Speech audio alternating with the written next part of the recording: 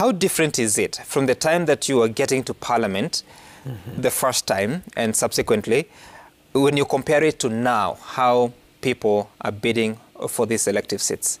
One, when it comes to expenses, the campaigns have become too expensive. I remember my first election, I spent about 750,000. And the subsequent, either 1 million or so. And the last election that I won, I spent less than 450. That was money for agents, because the NAC wave had built momentum that I did not have to spend a lot of money. But the challenge is where this money comes from. And whether it is wash-wash, whatever the name you give it, I think the public does not care anymore about whether the money is from illicit or genuine sources. Because I think that is their point of departure with their leaders. They say, let us eat whatever we can eat now, because after all, for the next 5 years, we have no chance of seeing this particular person, man or woman.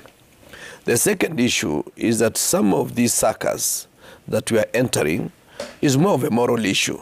We, as a people of Kenya, we've just decided to bring our bar so low as to start blaming institutions. If there was communication between CUE, IEBC, and anti-corruption, some of these issues would have been dealt with.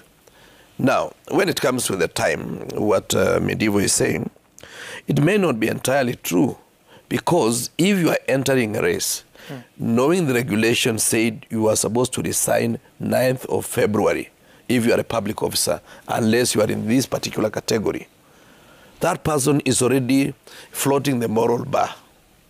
The second issue is, if the qualification you are supposed to have certain certificate, whether it's Form 4, whether it's a university degree, and you know you don't have it.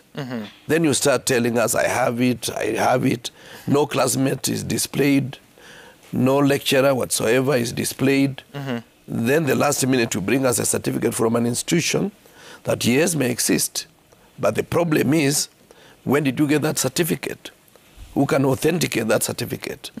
Then you see ping pong between CUE and other institutions. It tells you we have just chosen bad manners. And we have just said, okay, it doesn't matter. As long as we achieve what we want, through manipulation of the public, it doesn't matter. That is where we are now.